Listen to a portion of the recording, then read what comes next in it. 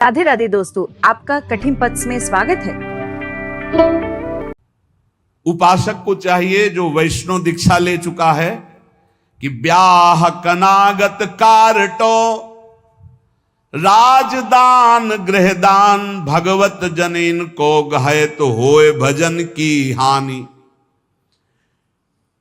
ब्याह शादियों में भोजन नहीं पाना चाहिए। तो आप कहेंगे तो व्यवहार ही नहीं चल पाएगा, फिर हमारे व्यवहार में कौन आएगा। कोशिश करो जहां तक हो सके। कौन तुम्हें वहां वीडियो में बना खड़ा है कि तुमने पाया कि नहीं पाया। सब अपवित्रता का राज्य होता है। अगर आप वैष्णव हो तो भगवत समर्पित भोजन पाओगे। एक वो सिस्टम होता है जिसमें ऐसे भर के सब रख दिए और सब ले करके पा रहे। इसमें क्या पवित्रता है। आप मतलब ऐसा तो है कि एक बार लेकर के फिर आप ले सकते हैं, कोई भी ले सकता है, देने वाला कोई नहीं। अपने आप से उठाओ और खाओ। वाह, तो सब अपवित्र हो गया कि नहीं हो गया। उसी जूठे हाथ से आप लिए, उसी जूठे हाथ से वो ले, उसे कहां वैष्णव सिद्धांत रह गया। पहले गांव में तो ऐसे पवाया जाता था, सबके पैर धुले जाते थे, पट्टी बिछाई जाती थी, बैठाला गया, सुंदर पत्ते के वो पत्तल धोने और फिर रज के कुल्हड़ आदि पात्रों में बढ़िया और परोस करके फिर जय जयकार हो। गाँव में भी जय हो जयकारा लगता था। और फिर ऐसे और जो पूज्य जन होते थे उनको भेंट देकर पैर छू, ऐसे सम्मान। अब ये जूता पहने और सब पवित्र भोजन, तो इसलिए मना कह रहे हैं ब्याह का भोजन नहीं लेना चाहिए। विरक्त को तो बिल्कुल नहीं लेना चाहिए। गृहस्थी में अपना देख लो, काम चला लो। उस दिन पेट दर्द कर रहा है ऐसा कह दो, नहीं अपना बोल दे कि भाई आज हमारा पेट खराब है, उल्टी जैसा लग रहा है, अगर इतना भी पाया तो उल्टी हो जाएगी, अगर आप चाहो तो नींबू पानी ले सकते हैं। ऐसे काम चलाना चाहिए। अपनी वैष्णवता पवित्र, अब उन्हीं में लोग मदिरा जिरा प्रिय उसी से ले रहे हैं, उसी से आप लोगे जूठा, कैसे भजन बनेगा। और दूसरा कह रहे हैं कनागत, पितरों का जो पक्ष आता है उसमें जो भिक्षान पितर श्राद्ध कान ये निषेध किया गया। ये नहीं, वैसे ब्रजवासी जन देते भी नहीं, मना कर देते बाबा हमारे यहाँ श्राद्ध है, और वैसे लेना भी नहीं चाहिए, नहीं तो भजन का नाश होता है। ब्याह का भोजन नहीं लेना चाहिए, कनागत पितर श्राद्ध का भोजन नहीं लेना चाहिए। और कारटो वो जो तेरही जो शरीर छूटने के बाद वो भंडारा होता है वो वैष्णव जनों को नहीं पाना चाहिए। अब अपने घर में है तो बात अलग है, लेकिन निमंत्रण का नहीं पाना चाहिए। और विरक्त को तो पाना ही नहीं चाहिए। ब्याह का नहीं पाना चाहिए, पितृ श्राद्ध का नहीं पाना चाहिए। और कारटो कहते तेरही, जो 13 वहां शरीर पूरा होने के बाद वो नहीं पाना चाहिए। और कह रहे हैं राजदान, राजा का भोजन नहीं पाना चाहिए। बड़े राज पदों पर विराजमान उनका प्रतिग्रह नहीं लेना चाहिए। और यहां प्रायः हम प्रार्थना करते हैं अपने जनों से कि कभी ऐसा न स्वीकार किया जाए। जो साधारण नौकरी करते हैं, किसान हैं, वो 150 रुपया दे दे तो ले ले, उससे नमक दाल रोटी खाओगे तो भजन बढ़ेगा। और जो ऊंची गड्डी के चक्कर में पड़ोगे तो फिर भाव बिगड़ जाएगा, भजन नहीं होगा। राजअन्न निषेध किया गया है। राजअन्न राज प्रतिग्रह बहुत हानिकारक होता है। यहां तक कि राज दर्शन निषेध किया गया। जब महाप्रभु चैतन्य देव से कहा गया कि जगन्नाथपुरी के परम महाभागवत राजा रुद्र प्रताप जी आपके दर्शन करना चाहते, तो उन्होंने कहा हाँ यही करोगे ना, हमारा सन्यास धर्म नष्ट करोगे, अब राज दर्शन हम करें। यहां तक कि वो राजवेश से छुप करके और गोपी गीत कंठस्थ करके जब महाप्रभु को दूर से सुना तो कहा कौन महाभागवत अमृत रस बरसा रहा है। महाप्रभु ने आलिंगन किया। राज दर्शन, राज अन्न, राज प्रतिग्रह, ये इसलिए कि इससे बुद्धि भ्रष्ट हो जाती है, भजन में रुचि नहीं होती। और आगे कह रहे गृह दान, ग्रहों का दान। एक हम गृहस्थ को देखा, जब उनके लड़का बच्चा बीमार होते थे तो खीर हलवा और भेंट उसको गोद में लाते और ऐसे सामने उतारते, कहते ले बाबा एक बार गुरुजी से पूछा कि भिक्षा में जैसे, अरे बोले ले मत लेना उसमें, नहीं कभी ऐसा। देखो लोग संत महात्माओं को क्या समझते हैं, ऐसे पवाया जाता है जैसे अपने पुत्र को पवाओ। तो किस भाव से पवाते हो? बस पुत्र ने पा लिया यही सौभाग्य, संत ने पा लिया सारे अमंगल नष्ट हो गए। इसीलिए बहुत संभल के खान पान करना, जैसे कोई बीमार है उतार के, और ऐसे, या ग्रह नक्षत्रों का दान, बोले होए भजन की हानि पक्का। ब्याह का, श्राद्ध का, पितृपक्ष का, एकादश श्राद्ध का, 13वीं का, राजन्न का और ग्रहों का दान, भगवत जन इनको गाए तो होए भजन के हानि पक्का। भजन नाश हो, जो ग्रह नक्षत्रों आदि का नहीं दान पुण्य करते, बहुत होश में। घाट बाट चौपार चुरी देवल हाट मसान, भगवत बसिन सराय में भजन भड़ाई निदान। इतने जगह का भोजन नहीं लेना चाहिए, ऐसी जगह बैठ के भजन नहीं करना चाहिए। बोले घाट में जहां स्त्री पुरुष स्नान कर रहे हो वहां बैठकर भजन नहीं करना चाहिए। भजन नहीं होगा, उपद्रव करेगा, नेत्र चंचल होंगे। जहां स्त्री पुरुष की भीड़ लगी हो, लोग स्नान करते हो, ऐसे स्थानों पे उपासक को नहीं बैठना चाहिए भजन के लिए। जहां से लोग रास्ता बनाए हों वहां नहीं बैठना चाहिए। घाट बाट और चौपार, चौराहे पर नहीं, और देवल मंदिर में बैठकर नहीं, और हाट बाजार में बैठ करके नहीं, और श्मशान में बैठकर नहीं। भगवत रसिक सराय, सराय आदि में जहां बहुत लोग बैठकर संगोष्ठी करते हो वहां नहीं।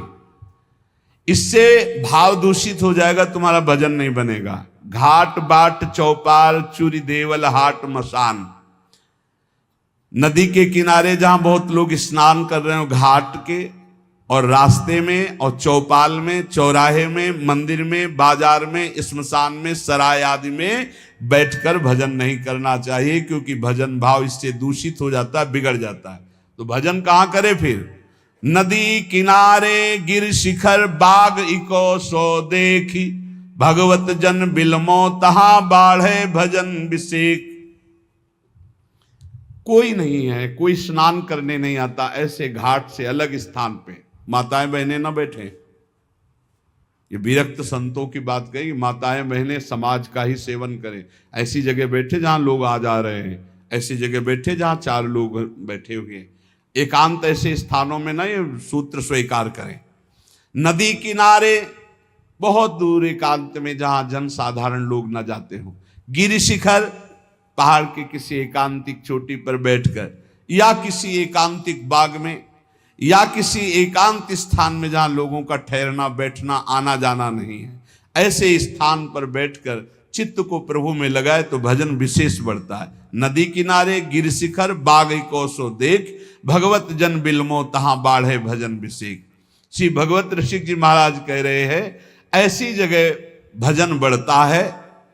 और सबसे ज्यादा भजन की वृत्ति आती है भगवान के प्रेमी जनों के संग में बैठकर। एक बार की गौशाला में भजन करे तो इतना आप संगम में करे, फिर लिखा था गुरु चरणों के समीप भजन करे तो अनंत गुना फल मिलता है। तो गुरु चरणों की समीपता का क्या मतलब है? अपने गुरुदेव की पादुका, अपने गुरुदेव की आपने श्री सीताराम ओंकारनाथ जी को देखा, छाती में बांधे थे अपने गुरु जी की पादुका। ये निरंतर गुरु का सानिध्य है। गुरु चरण पादुका साक्षात गुरु जी। जब भरत जी ने कहा कि प्रभु हम सब तो आए हैं आपका अभिषेक करने के लिए, आप जैसी आज्ञा करें, तो भगवान ने कहा भरत जैसा तुम कह दोगे। जब सारा भार भरत जी के ऊपर डाल दिया तो भरत जी ने कहा जे विधि प्रभु प्रसन्न मन होई, करुणा सागर कीजिए सोई। प्रभु जिस प्रकार आपका मन प्रसन्न हो वही कीजिए, ऐसा नहीं आपका मन जिस प्रकार। तो भगवान ने कहा हम तो यही चाहते अपने पिता की आज्ञा का पालन करो। तो बोले प्रभु जीने का सहारा दे दीजिए। तो भगवान ने पादुका 14 वर्ष तक पादुका को सिंहासन में विराजमान कर पूर्ण राज्य शासन आज्ञा मांगकर करते थे। ऐसे गुरुचरण चिन्ह, गुरुचरण पादुका का सानिध्य और निरंतर भजन तो अनंत गुना फल प्रदान करता है। जो उपासक अपने गुरुदेव या भगवत भक्तों को सबसे बड़ा मानता है त्रिभुवन में, उसी का भजन सिद्ध होता है। ये भी बात समझ लो।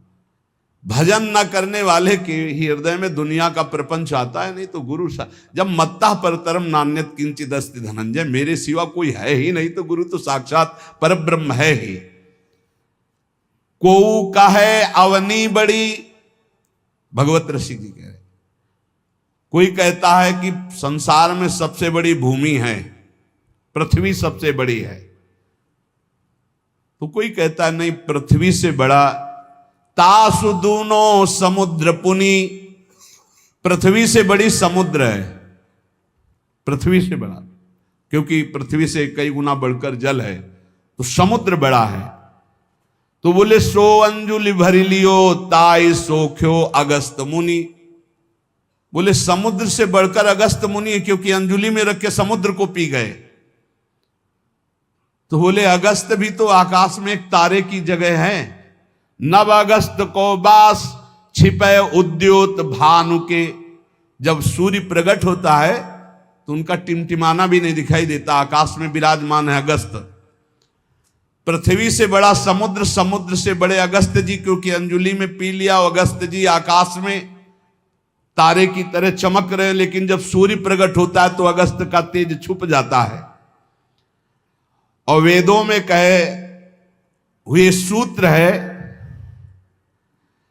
कि जो सूर्य है, भानु वेदियों कहा है चक्षु है चक्रपाण के, सुदर्शन चक्रधारी भगवान श्री हरि के नेत्र के प्रकाश से सूर्य प्रकाशित है। तो भगवान के नेत्र सूर्य से बढ़कर प्रकाशवान हुए।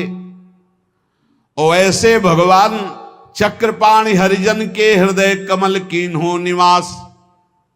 भगवान कहते हैं मुझे भक्तों ने अधीन कर लिया है, आम भक्त पराधीनो असुतंत्र यदि। ऐसे भगवान भक्त के अधीन है तो सबसे बड़े हुए भक्त। पृथ्वी से बड़ा समुद्र, समुद्र से बड़े अगस्त जी, अगस्त जी आकाश में, और अगस्त जी भी भानु के तेज से मंद पड़ जाते हैं, और भानु का तेज भी भगवान के नेत्र से प्रकाशित। तो भगवान श्री हरि भक्तों के अधीन है, भक्तों के हृदय में रहते, इसलिए सर्वश्रेष्ठ भक्त। जो भक्तों को सर्वश्रेष्ठ मानता है, गुरु को सर्वश्रेष्ठ मानता है, उसके हृदय के सारे दोष नष्ट हो जाते हैं और निश्चित वो भगवत प्राप्त हो जाता है। संतों ने कृपा करके हमें भगवत उपदेश किए हैं जिससे हमारे सारे दोष नष्ट हो जाए।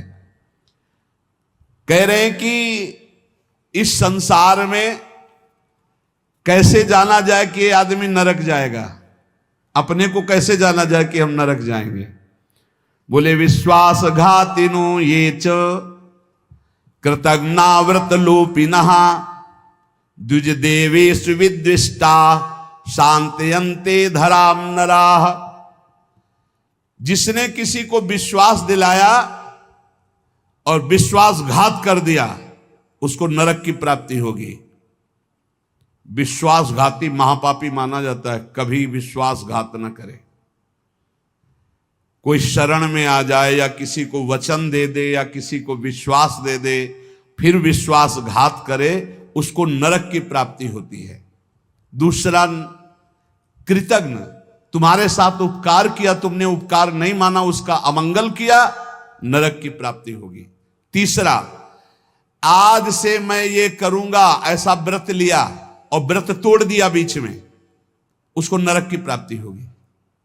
ये खिलवाड़ नहीं है कि मैं ये व्रत लूंगा, ये ऐसा करूंगा, मैं ऐसा धाम जाऊंगा, ये इतने लोगों को भोजन कराऊंगा। ये कई लोग ऐसे होते हैं जो बड़ी बड़ी बातें कह देते हैं, उनको पता नहीं कि ये खिलवाड़ नहीं है। ऐसा कर दूंगा, ऐसा कर दूंगा, ऐसा कर दूंगा, और किया कुछ नहीं, पहुंच गए नरक। व्रत का उल्लंघन करने वाले, प्रतिज्ञा का उल्लंघन करने वाले, नियम का उल्लंघन करने वाले नरक को प्राप्त होते हैं। मैं इतनी परिक्रमा करूंगा, मैं ऐसा करूं, कुछ भी नहीं। कोई नियम को ऐसे मत लो कि मैं ये करूंगा। ए प्रभु की इच्छा होगी, समय रहा, जीवन रहा तो हो जाएगा, नहीं रहा, सामय के मर गए तो।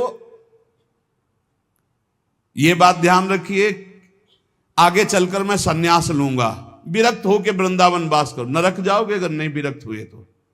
मैं इतना यहां मंदिर बनवा दूंगा, नहीं बनवाया नरक जाओगे। वचन संभाल के बोलो, आज से मैं कुछ दिन व्रत रहूंगा। बकवास करना बंद कर दे तो जीवन उन्नति में हो जाता है। शाम का भोजन नहीं करूंगा, एकांत भजन करूंगा, नहीं भोजन मत करना लेकिन सेवा करो, भजन करो। समझे नहीं आते, वाणी को ऐसे बिखेरते चले जाते। व्रत का उल्लंघन करने वाला नारकी गति को प्राप्त होता है। संतों से द्वेष करने वाला, गुरु से द्वेष करने वाला, ये नरक को प्राप्त होते हैं। और ध्यान से सुनो, जो माता पिता को दंडित करता है, गाली देता है, अपमान करता है, उसे सीधे नरक की प्राप्ति होती है। बिल्कुल पक्का समझ लो। माता पिता भगवान का स्वरूप है। मातृदेवो भव पितृदेवो भव। बिल्कुल बुद्धि खराब मत करो, कलयुग बुद्धि भ्रष्ट कर रहा है। माने मात पिता ने देवा साधुन ते करवावे सेवा, जिनके ये आचरण भवानी ते निश्चर समझानो। राक्षस है, और ऐसे राक्षस अब पुत्र रूप में ज्यादा पैदा हो रहे हैं। एक देखा मुंह कि माता को बाल पकड़ के घसीट रहा है, लात से पेट में प्रहार कर रहा है, पिता को थप्पड़ और सीधे छाती पे लात। वाह, इस पुत्र की जानते हो क्या गति होगी? सीधे रो नरक। फिर वहां जो दंड मिलता है, वहां मरना तो है नहीं प्यारे, ना बेहोश हो सकते हो ना मर सकते हो, होश में रहकर दंड भोगना है। नरक की ये खासियत है। 100 बार काटे जाओगे, 100 बार जिंदा रहोगे, उसे यातना देह कहते हैं। होश में ये मत मानना कि नरक वरक नहीं है। जैसे लोग कहते थे अरे कौन नरक सरक, बोल लो। जब फंसते हो ना, बोले यही सब मिलता है, यही नहीं मिलता है। जब चोरी करोगे तो पहले घर से लेके थाने तक डंडा चलेगा, फिर थाने में स्पेशल पिटाई होगी, फिर कपड़े वपड़े संभाल के तुम्हारे हथकड़ी लगा के जज के सामने, फिर वहां तुम्हारी चोरी का न्याय होगा। ये ब्याज में मिला है। ये ब्याज में घर से लेकर पकड़ने तक और थाने तक जो पिटाई हुई, ये ब्याज है। मूल तो न्यायाधीश करेगा कि 20 साल की सजा या अमुक से इतना दंड। ऐसे ही कर लो मनमानी पाप। यहां जो ठोकर और रोग हैं, ये तो ब्याज है, मूल तो नरक में भोगना पड़ेगा। जो माता पिता का त्याग कर देता है उसे नरक की प्राप्ति होती है। जो माता पिता को दंड देता है, जो माता पिता को गाली देता है, और जो अपनी पाणी ग्रहण की हुई स्त्री को, निर्दोष स्त्री को नाना प्रकार के दोषारोपण करके दंड देता रहता है, कलह मचाता रहता है, ऐसे पुरुष को नरक की प्राप्ति। और जो अपने सज्जन पति का त्याग कर पर पुरुष का अनुसरण करती, ऐसी स्त्री को नरक की प्राप्ति होती है। जो गुरुजनों को कठोर वचन बोलते हैं, जो गुरुजनों का आदेश का पालन नहीं करते, उनका पोषण नहीं करते, जो देवता ब्राह्मण और निर्बलों का धन का अपहरण कर लेते हैं, ऐसे मनुष्यों को नरक की प्राप्ति होती है। जो मदिरा पान करते हैं, सुन लीजिए, ये चे मध्य रता पापा द्वित कर्म रतास्तथा। हमारा शास्त्र कहता है भारतवासी हो, विदेशी नहीं हो तुम। इस भूमि में जन्मे हो, यदि मदिरा पियोगे तो नरक का रास्ता पक्का कर रहे हो। बोले इसमें तो कोई हिंसा नहीं, लेकिन शास्त्र निषेध है। ये च मध्य रता पापा द्वित कर्म रतास्तथा। जो जुआ खेलते हैं, मदिरा पीते हैं, और जो साधु वेश रख के पाखंड करते हैं, इनको सीधे नरक की प्राप्ति होती है। यहां जो वर्णन हो रहा है वो बीच में विश्राम नहीं, सीधे नरक, बिना रोक टोक के। जो माता पिता को दंड देते हैं, जो निर्बलों का धन अपहरण करते हैं, जो देवताओं का धन अपहरण करते हैं, देव मंदिरों का, जो पापी मदिरा पीता है, जुआ खेलता है, जो पाखंड करता है साधु वेश में, इन सबको नरक की प्राप्ति होती है। ऐसा थोड़ी कि तुम साधु वेश रख लिए तो तुम चक्रवर्ती हो, जो चाहो सो कर सको, नहीं। देखो, अगर साधु वेश धरकर गलती हो जाए तो भगवान क्षमा करते, चूक। लेकिन पाखंड का मतलब जानबूझ के वही करते रहना, महापात की, अतिपात की, इन सबको और जो दूसरे जीव जंतुओं को पका के खाते हैं, जो जीवों को पका के, ये भारत है, भारत धर्मात्माओं का देश है, महात्माओं का देश है, यति और सतियों का देश है। यहां एक कबूतर के लिए अपने शरीर को काट के तराजू पे रख दिया। ये वो राजाओं का देश है, वो प्रजा का देश है जो शरणागतों के लिए जीवन अर्पित कर दे। या जो जीव जंतुओं को पका के खाते हैं, भैया सुन लो, ये जो मांस मछली अंडा खाने वाले बोले और तो कुछ हम नहीं खाते, मछली खाते। तो मछली में जीव नहीं? बोले नहीं, ये पानी की तरोई है। हाँ हाँ, हमसे बोले एक तरोई जो होती है वो जमीन में छेलती है, ये पानी की तरोई है मछली। हाँ, पानी की तरोई है वो। बनोगे तुम भी पानी की तरोई, तैयार हो जाओ, फिर तुमको सीधे मिर्ची की तरह तल के कढ़ाई में जिंदा फिर खाएंगे। वो काल स्वरूप भगवान है। अर्जुन को दिखाया कि देखो भीष्म द्रोणाचार्य लौंग इलायची की तरह फंसे हमारी दाढ़ों में। होश में रहो, शास्त्र आज्ञा है। जो दूसरे जीव जंतुओं को मार के उबाल के, बोले हम तो नहीं इसे पर खरीद के लाते हैं, वैसे ही भोग मिलेगा, दंड मिलेगा।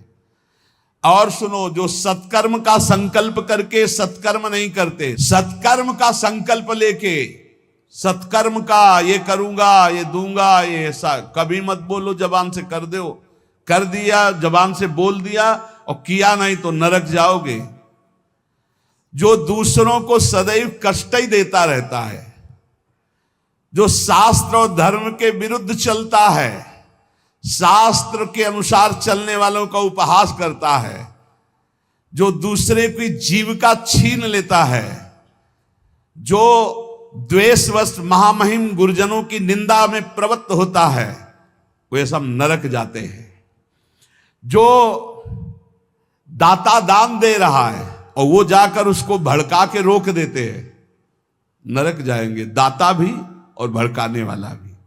जो पाप कर्म के लिए प्रेरणा देता है, जो अनाथ उनको पीड़ा पहुंचाता है, इन भूतल पर ऐसे लोगों को नरक की प्राप्ति होती है और ये पाप उनको घोर दुख में नरकों में ढकेलते हैं। ब्रह्मण्यम पुण्यमुत्सृज्य ये द्विजा लोभ मोहिताः कुकर्म युपजीवंती ते वै निरयगामिनः नरकगामी। ध्यान से सुनना, जो ऊंचे कुलों में जन्म लेकर के निम्न आचरण करते हैं, न संध्या है, न बंधन है, न अर्घ देना है, बस मनमानी पापाचरण, सीधे नरक, खिलवाड़ नहीं है। तभी कलयुग ने ब्रह्मा जी से कहा था चिंता मत करो। जैसे बड़े भैया ने सतयुग ने कहा हमारे राज्य में कोई नरक नहीं जाएगा, फिर छोटे भैया त्रेता जी ने कहा कि हमारे राज्य में भी जैसे बड़े भैया का राज्य वैसे ही रहेगा। द्वापर ने कहा आज्ञा पालन की कोशिश करेंगे। तो कलयुग ने कहा ब्रह्मा जी से वचन देते हैं, भूल चूक से कोई स्वर्ग या परम पद चला जाए ना, सीधे नरक भेजेंगे, हाउसफुल, नरक हाउसफुल रहेगा। देख लो ना, यही लक्षण है, जो लक्षण है उनको देखो प्राय। जो लोभ से मोहित होकर परम पवित्र कुलों में जन्म कर होकर के अपने कुल धर्म का त्याग करके पापाचरण करते हैं, ऐसों को नरक की प्राप्ति होती है। जो भगवान को गालियां देते हैं, नास्तिक हैं, इनको नरक की प्राप्ति होती है। जो धर्म की मर्यादा को भंग करते हैं, उनको नरक की प्राप्ति होती है। जो कामी पुरुष दूसरे की स्त्रियों के साथ या कामी दूसरे पुरुषों के साथ, उनको नरक की प्राप्ति होती है। ध्यान दे दे, भारत है, धर्म विधान है। अब आप कह दो कि नहीं कानून नहीं, ये कानून, ये भागवतिक कानून है, भगवान का बनाया हुआ है, तुम्हें भोगना पड़ेगा। होश में सत्संग सुनाने के लिए ये बड़े बड़े शास्त्रों से, महर्षियों से इसीलिए चयन करते हैं कि तुम्हारे और हमारे होश ठीक रहे। ये भारत है, ये धर्म भूमि है, यहां मनमानी आचरण नहीं कि पतिवंचक परपति रति करई, गोस्वामी तुलसीदास जी, रौरव नरक कल्प सत परई, ऐसे पुरुष के लिए भी है। जो दंभ करता है, जो किसी को दान देने की बात कह के पलट जाता है, उसे नरक की प्राप्ति होती है। जो दूसरों की चुगली करता है, जो अभिमान में भर करके दैन्य पुरुषों को सताता है, ऐसे लोग होते हैं। जो झूठ बोलता है बात बात पे, उनको नरक की प्राप्ति होती है। जो अपनी बात कह के सीधे पलट जाता है, जो दूसरों का धन हड़प लेता है, जो दूसरों को निष्कलंक होने पर भी कलंक लगाता है, ऐसे लोगों को नरक की प्राप्ति होती है। जो पराये सुख और संपत्ति को देखकर जलते हैं, जो प्राणियों के प्राण लेने में बड़े सुख का अनुभव करते, तलछा तलछा कर मारते हैं, बहुत निर्दयी लोग हैं, बहुत निर्दयी लोग। ये जलाते हैं पशुओं को, ऐसे पैर बांध दिए, ऊपर ऐसे सरिया डाल के उसमें पैरों में, और नीचे आग लगा दी। धीरे धीरे घंटों में तड़प, अब मुंह बंधा है, आवाज नहीं निकल, तड़प तड़प करो, मर रहे। और वो 4-10 बैठे हंसी मजाक करे, करो करो मजाक करो। यमदूत ऐसे ही बांधेंगे, बिल्कुल ऐसे ही। और वहां यहां एक दिन तुम ऐसा पाप करोगे, वहां सैकड़ों वर्ष उसका भोगना पड़ेगा। जैसे 15-20 मिनट पाप कर ले, कत्ल कर ले, व्यभिचार कर ले, पूरे जीवन जेल में रहना पड़ेगा, फांसी भी हो सकती है। ऐसे ही यहां